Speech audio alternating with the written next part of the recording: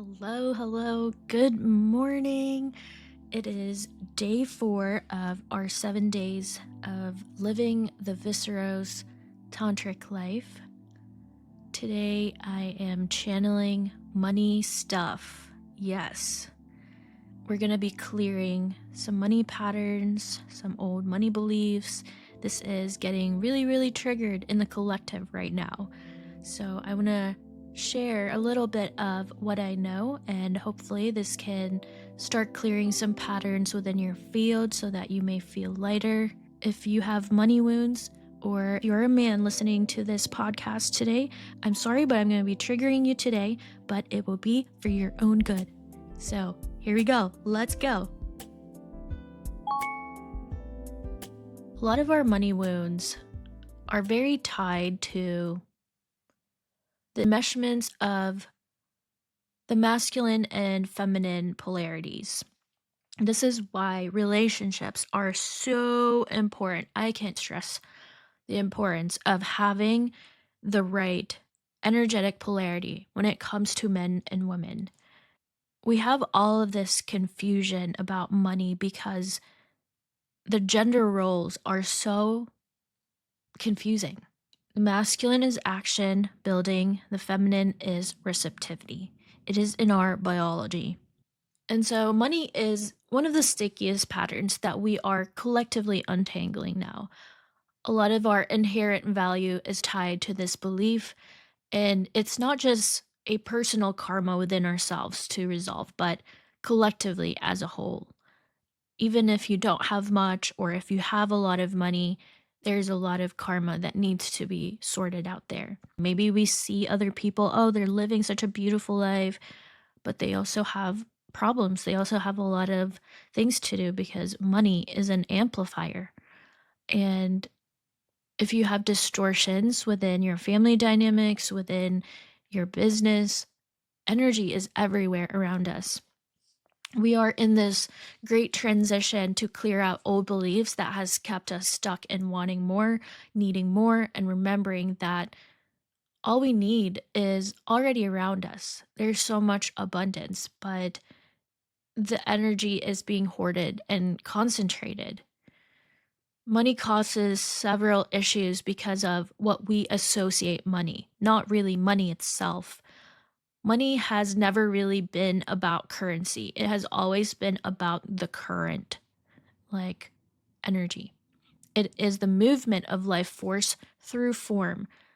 And then it is condensed into a symbol we can measure and trade. This is a collective belief. And we're like opening everybody's eyes like, hey, this is just a piece of paper, you know?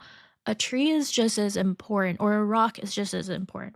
But because we give it value, that's why there's so much distortion. Until we forgot that what we truly exchanged was energy, attention, and intention. Money is just life force in crystallized form. When we began to see money as separate from the flow of source, then this distortion entered the grid. We began to believe that our worth must be earned instead of remembered, that our love and safety are purchased instead of embodied. And this is what created the split between spirit and matter. And same split now, healing in our own body in the planetary field. So this week I was clearing a lot of biblical lifetimes when you go deep into spirituality. Even taxes, it started all the way from King Solomon. A lot of the distortions in the masculine. This pattern is so sticky because it runs deep in the human collective architecture. It is built into our ancestral memory, all the war patterns from our great grandma, great grandpa, depression, into our cellular stories of survival and scarcity. To unwind it is to start reclaiming the memory that we are the current itself. And we're not just waiting for flow or trying harder, we generate it. Because when we create, when we give, when we receive in gratitude, you're already exchanging with the living field. So the true code is coherence. When your field is balanced This is where embodiment is also very key because we want to make sure that there's no blockages in your organs, in your chakra systems, that the energy is flowing smoothly. Energy then circulates without obstruction. Money can arrive as one of those many reflections of that circulation, not as a proof of worth, but more of you're in harmony with everything around you. So some of the signs that happen in my life, for example, my neighbors, they would just feed me and I often get invited into their homes, or I have a neighbor that wants to do my gardening or rake the leaves. People just give to me. When they give to you, they feel good also. They feel seen, they feel received. It is an act of service, it is an act of love. And why is it that some people can bring that currency into this reality much easier and faster than others? Some remember the pattern of this circulation a lot more purely. A lot of times it's that receptivity. They have fewer obstructions in their body, so their body and mind, their emotional fields are not tangled in the resistance of receiving that negative polarity. You can send out a signal out into the field like, "Hey, I want money." So you're instructing the field to go and pick up this energy. And when it's trying to come to you, sometimes we're deflecting this money instead of fully receiving it in our body still registers it as not safe. My body cannot hold this current, or your nervous system starts to panic. I know our nervous system does a lot of weird stuff. Receiving is an art of openness. So, for example, let's say if somebody compliments you, right? How do you feel when somebody compliments you? Do you say thank you? Or does your body tighten up? Do you feel awkward? Do you feel weird? That's one of the signs that you're deflecting energy coming through you. Women tend to do this a lot where we say sorry all the time. Like somebody bumps into you. It's like it didn't really hurt, but you're like, "Oh, sorry." These people pleasing patterns really, when we overgive, self erasure, it's not about the effort. It's more of like the resonance. Imagine life force as like water. It naturally flows to the lowest, most open, more receptive places. If there is shame, fear, or unworthiness lodged in the body, the current cannot fully enter. And so those who seem to manifest easily are not necessarily better, they're just simply more attuned to trust. Trust is one of those things that's really hard to teach people because trust comes from repeating these patterns within yourself through resilience. Like, I trust myself to be okay. I trust myself that I can make this happen. I will do whatever it takes because I trust that I have the capacity to materialize these things. And if your trust was broken early on in your life, or this was not modeled when you're little, and you look at your parents like, I don't know. Do I really trust them that they're going to take care of me? You grow up doing everything yourself. This is something that I always ask my clients to journal on. Like, what does trust mean to you? Love, trust, those types of emotions, they're almost like neutralizing agents. This also ties with our sexuality because if you don't trust yourself, if you don't trust your partner, you can't really fully open yourself. And especially within our sacrums, that trust has been broken so many times within our throat. Our throat connects to our wombs. If we have not built competence within ourselves, it constricts those current. Competence is not really how hard you can ram the wall. It's more of your agility to shift or your agility to change when needed, to pivot, or switch up quickly. You are just agile and you have built this self trust competence that you can do whatever it takes to make this. And you've probably done this. Put on your big girl pants, big boy pants to go to your accountant, pay your bills, and all of those things. The people that have more ease in receiving, they allow energy to move through them without gripping. They often carry cellular memories of abundance, safety, or lineage patterns where exchange was sacred and not survival based. I am a bridge builder, so I help people transition into a much higher ways of living, more honest, more true, more coherent. I help them transmute distortions into coherence through awareness. I don't accumulate, I circulate energy. My gift is expanding people's gifts. But in order for me to reflect and really expand people, we have to dig down and clear any debris, just like painting a wall. You have to sand the wall first before adding layers of paint, before putting the coating, the varnish. And if you have a lot of these debris, the energy gets really muddled. When I have clients already working on their business, they already have these baskets ready to receive. They have a product, they have investments, whatever it is. All I need to do is maybe sweep and clean up a little bit and then direct that energy into their body. They're just like ping, they receive and can hold this energy. To bring currency into reality easily, one must become a vessel of unrestricted flow. This is where we work on your body, your patterns. It means that we're releasing a lot of these outcomes and instead we anchor more into your body. And when we act, speak, create, or serve from your authentic current, matter just rearranges itself around your coherence. Again, money is really just energy in crystallized form. Power also plays a big role when it comes to money. The fire element is very important in clarity and truth. The mastery comes from holding this fire. And it's so difficult for me because when I was getting initiated into the fire element, it definitely burned me in the beginning. I was going through a lot of money wounds, money issues. It was so difficult for me because I'm so used to the water air elements. I am the base code of the feminine. Like, I'm the girliest girly woman there is. I am the whole ocean. I have so many water signs in my chart.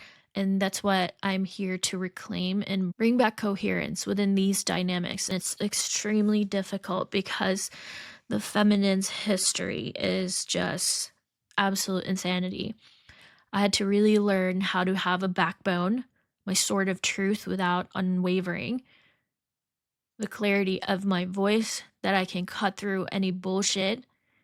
I always partnered with men who were overpowering me. My dad, he was kind of a soft masculine. He was like the archetype of a prince. My mom was more in her masculine, so that really created this weird dynamic of an opposite polarity. A lot of people actually don't have fire in their field. I love seeing fire now within these business type of people. When you tap into their aura, it's more red, blue, orange creativity. And it's really beautiful to see because they've really cultivated their fire.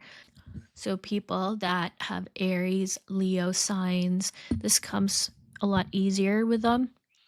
And they're oftentimes the INTJs, the commander types, the CEO types, going back to the distortion within the masculine. The lack of manhood is really pathetic. We all know that we have inner masculine, inner feminine inside of us. And when the masculine is distorted, we can't make decisions, we're confused. Your inner feminine does not feel safe.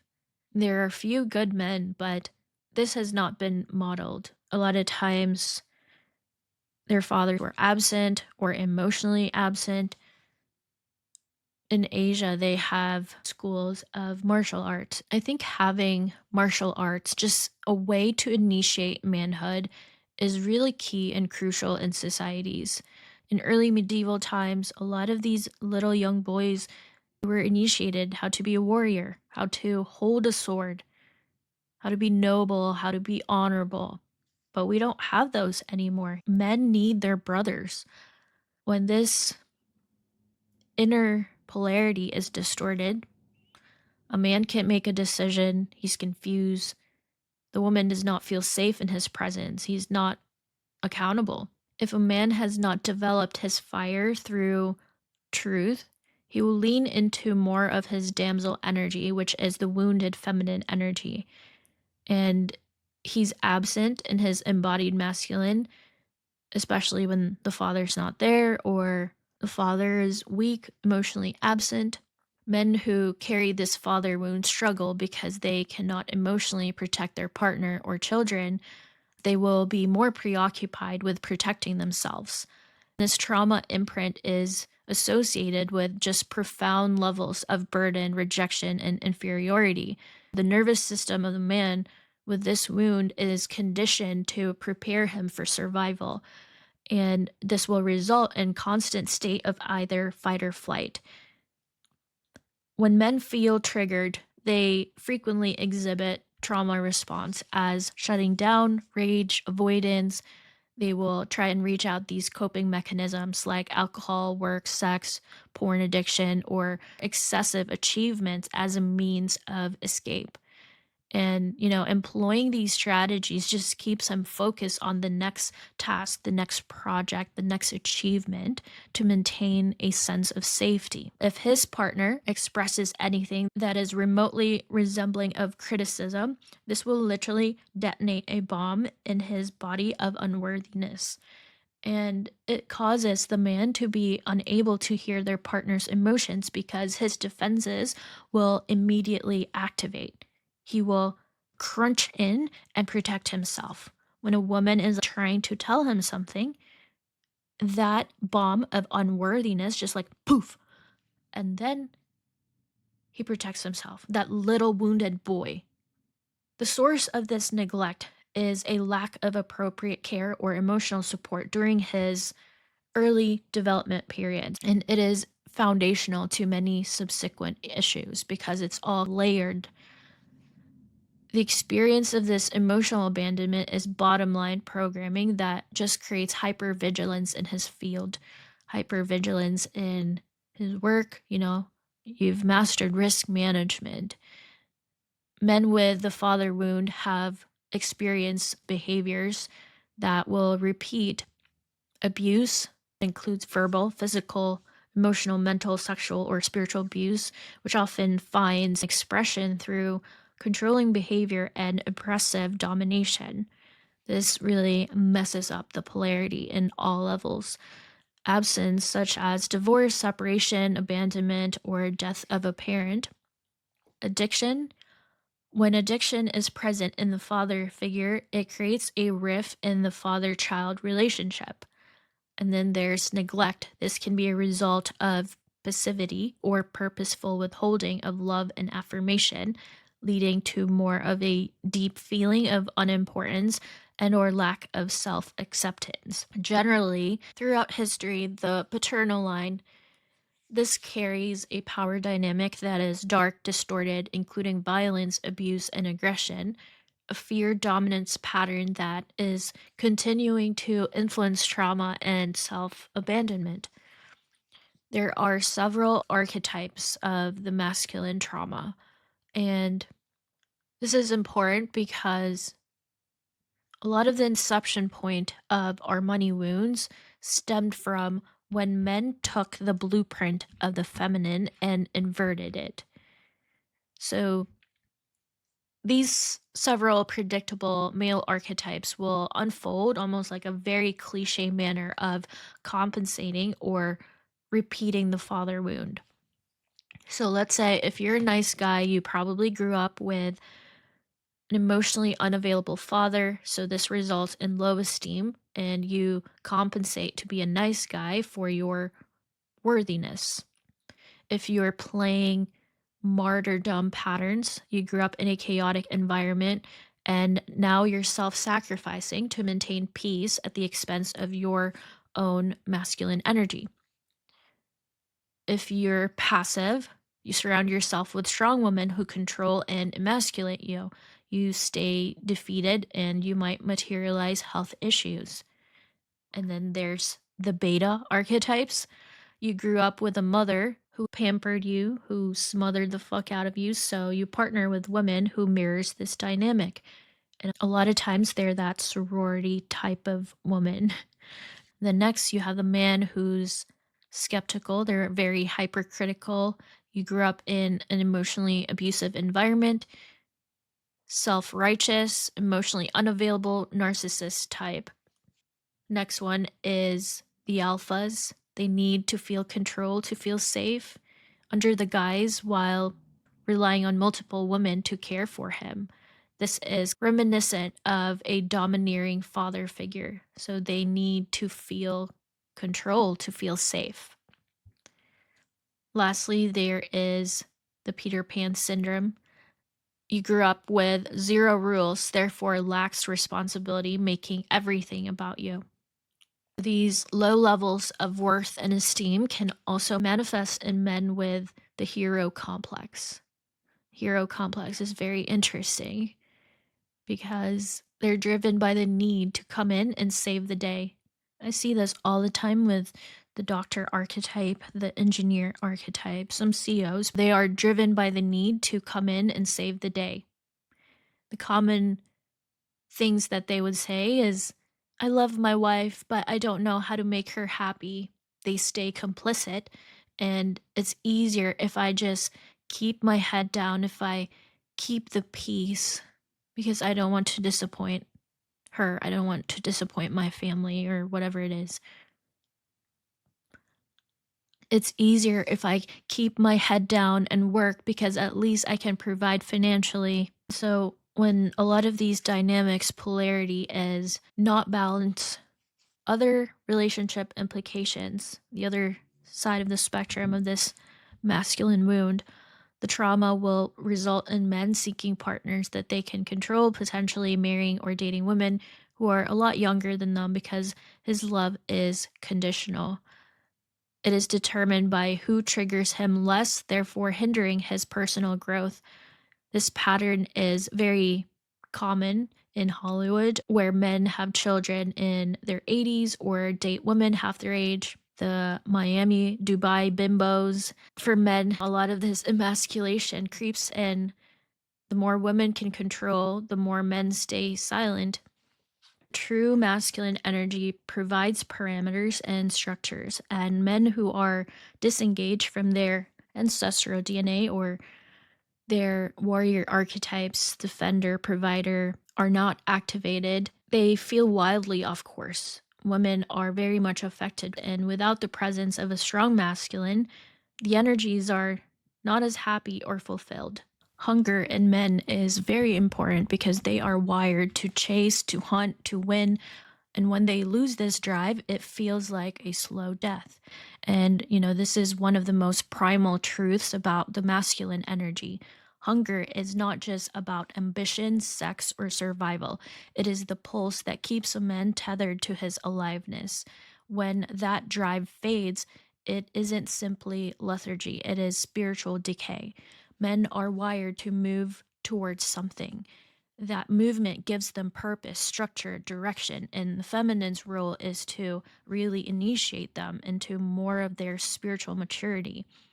It's the psychological equivalent of oxygen. So, hunger in its purest form is the force that keeps them evolving, reaching, creating meaning through their pursuits.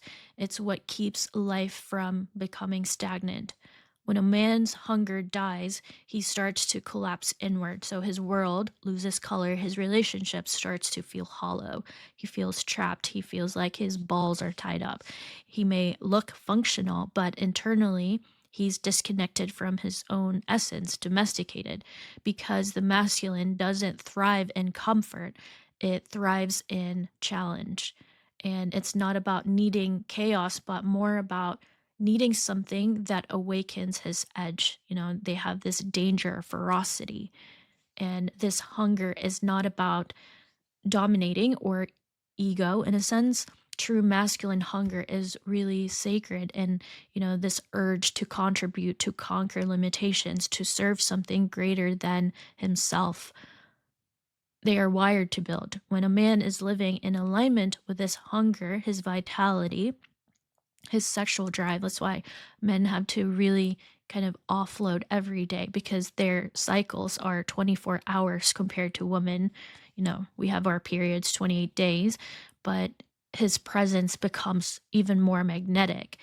He moves with certainty, not from aggression, but from clarity. So, yeah, hunger really matters because without it, there's no fire, no forward motion. But when this is really cultivated consciously, the man can channel that raw drive into purpose rather than him escaping, and it becomes a gateway to his freedom. When that hunger is suppressed, a man's inner architecture begins to fracture. The fire that fueled his clarity, direction, ambition, it will start to diminish and disappear, and it will just turn inwards. This is when they get super depressed or they feel like they're not going anywhere in life.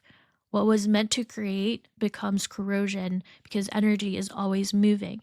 You'll see it manifest as quiet resentment, apathy, overthinking, or just this heaviness that lingers in their eyes. Sadness, energetically, hunger is really movement. It is life force in motion.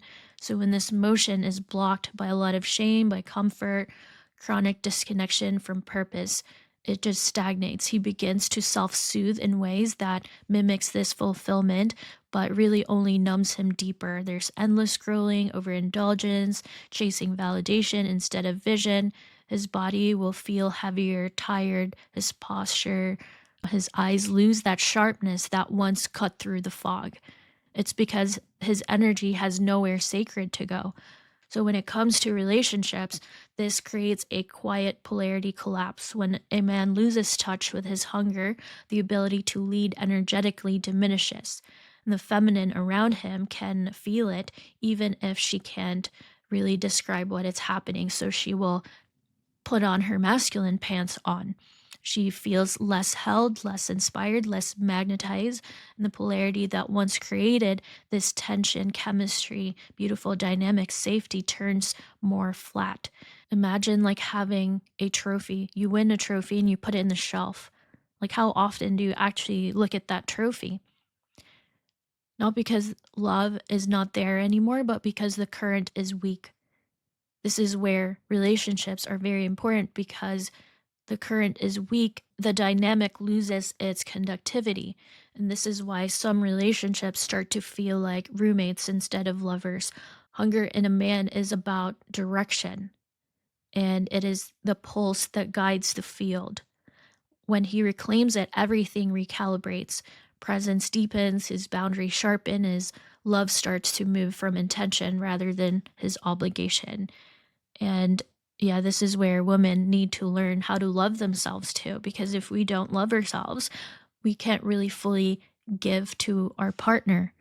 And, in Tantra, even um, fellatio is one of the practices that is a sacred act to serve this tool of God to enhance more of their power. And on a soul level, the suppression of this hunger is a symptom of forgetting of who he really is. And sometimes life gives them a big jolt. The masculine is meant to pierce reality, to bring clarity into chaos. They have their sword of honor. And when that mission is lost, the psyche will just drift away. Depression, disconnection, confusion, often the body's way of saying that, hey, you've stopped hunting what really matters. And the medicine is not to do more, but to really remember what you are meant to be moving forward, like leading the troops. Hunger becomes healthy when it's integrated in devotion and not just chasing to win, but chasing to serve something meaningful, something that keeps that fire clean rather than consuming him. So, how do we reignite that hunger? A man must first be willing to meet his own emptiness without trying to fix it. And that emptiness is sacred. That is the space where truth really starts to come alive again. And men rush to fill the void with productivity, goal, stimulation, but that only buries the root deeper. You have to descend so that the hunger can transforms is not born from force, but it's really born from your own remembering. So the first step is honesty, radical, unfiltered honesty about where he has betrayed his own instinct, where he has abandoned his fire for comfort or validation, pleasing people instead of leading. This is the kind of truth that burns, but also cleanses yourself. Because when a man can sit in his discomfort without numbing it, his system begins to wake up. He starts to feel his edges again, and that friction is where that aliveness starts to return. The second step is direction. The masculine cannot thrive in a vacuum. He needs a mission that stretches him beyond the smallness of his ego, but he feels aligned with his essence. Not just a career goal, right? But more of a sense of devotion, something that requires him to show up fully, to bring structure, courage, presence. This can be art, leadership, protecting something that is valuable to him, building something that outlives him. They're wired to create legacies. Hunger becomes clean when it is in service to something greater. Then comes discipline. This is a sacred type of architecture where a man disciplines himself. He's not restricting freedom, he's really channeling energy. Discipline is the container that allows this hunger to express itself with more precision instead of being all over the place. What he's saying is that I am trustworthy with my own fire. And finally, if he can reclaim primal embodiment, the masculine cannot think his way into this hunger. He has to feel all of this in his body again, to sweat, to move, lift weights, whatever it is that you need to do, the intensity, so that we can bring back that vigor and push against resistance. The body is where the purpose lives, and hunger awakens when a man reconnects to his physical edge because that is where he remembers his strength. And again, just balancing the yin and the yang. There are days where you lift weights, there's days you probably do more of yin practices. So this process is not about becoming more aggressive or more ambitious, but really becoming more alive and tending to that fire. Because the world doesn't need more men who chase for validation. It needs men who chase what's real and whose hunger serves creation rather than consumption. When we can ignite this within them, his energy changes everything around him. His presence will start to really sharpen and they will go super fast. Relationships deepen, life gains direction again. He becomes a force of order in this chaotic world. So, that is the highest expression of the masculine principle. That is what we're trying to teach them and love them in all different ways. The same way the feminine has to be the vision, the inspiration, the muse. She is wisdom. And women need to be studying instead of complaining so much, understanding each other. And so when I look at men and their roles in society, I can empathize because I'm also clearing a lot of collective money wounds when it comes to money. Money is one of the four goals in life. Money is how we support our purpose, our pleasure, and our liberation. So we have our artha, dharma, kama is pleasure, moksha is liberation. These are kind of the four pillars of life that makes us a whole and happy person. When we're building a healthy relationship with money, a lack of clarity around money, such as our vague goals or fear driven plans, this creates more harm than financial lack itself. True freedom really comes from us understanding what do we need. Once you feel free, you can adjust your money habits from a place of stability.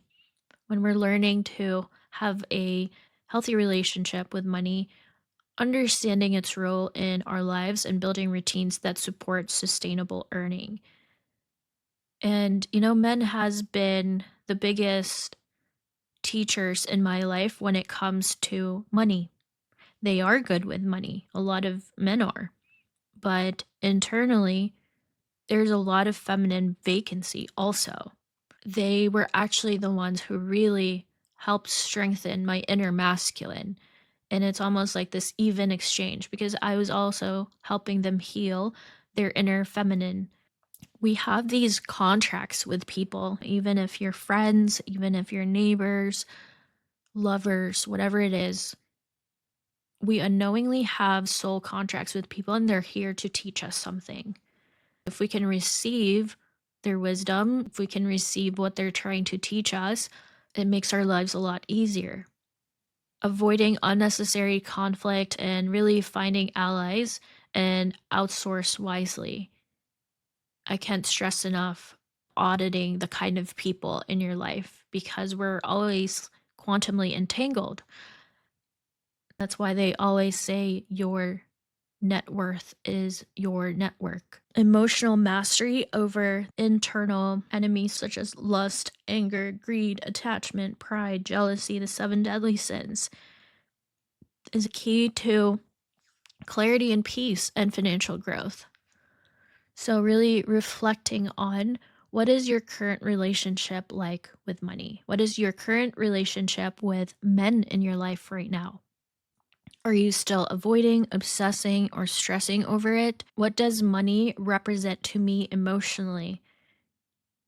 Taking an audit of your masculine relationships. Trace it back to early memories such as your family narratives, social patterns.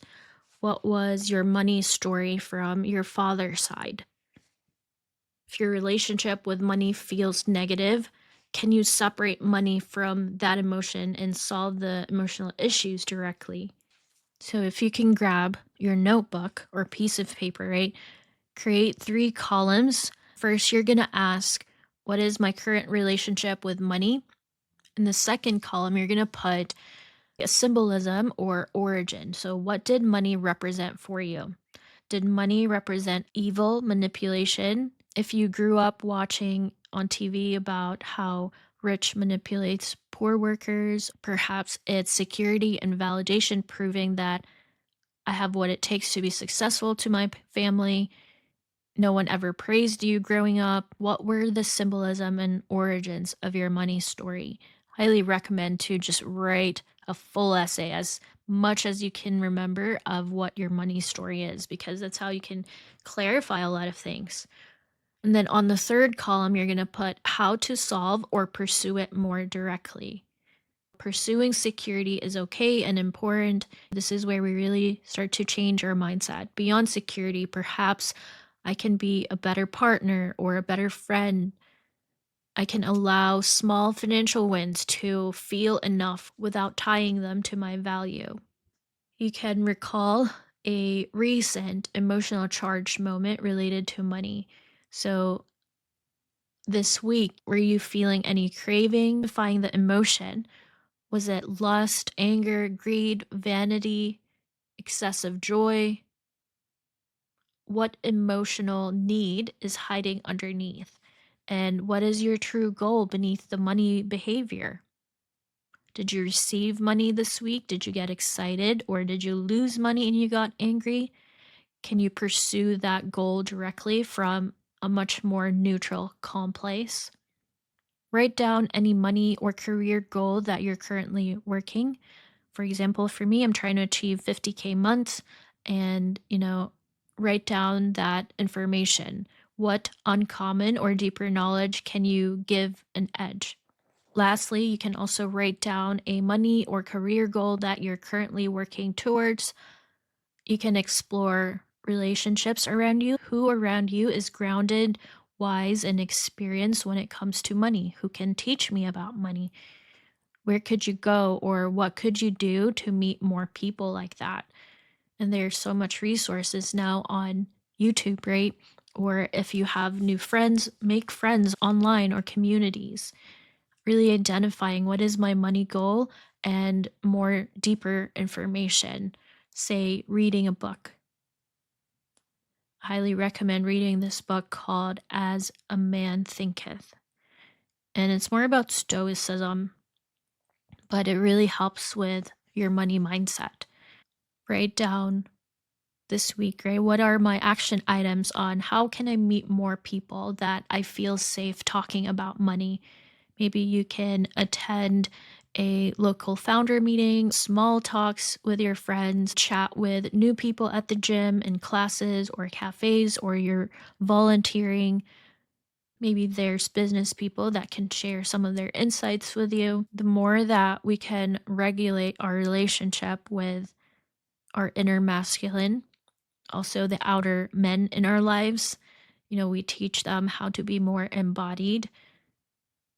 Before we react, we pause and ask questions. I hope that we can see each other from our woundings instead of judging people easily, because I know that men also struggle with money, especially now with our economy. It really puts a strain in our relationships. That's why we all have to kind of go back and honor each other, because both genders play a massive role in this dynamic. We do what we can, but don't beat yourself up. Don't be too hard on yourself. I know how hard you push. I know how hard you build a life for yourself and for your family that you're proud of. And that's why we are dismantling all of these old systems now. We can install this new, more elevated consciousness in our operating systems so we can be happier again. I try to be positive so we can all live harmoniously. If you found this helpful, please share so I can keep doing these things. You can send this to a masculine, whatever you feel called to do. I have my one-on-one sessions for quantum resonance architecture. This is where we dive deeper into our patterns. We illuminate the shadows so that we can infuse more light and create more expansion in our lives. Because I want people to make more money, to have more pleasure, to have more fun in our lives. I hope that this has been helpful for you. I hope you have a great Thursday. It's almost Halloween. It's October 30th today. And don't forget, remember our mantra, I am fearless, therefore I am powerful. Have a great rest of your day. I will see you tomorrow.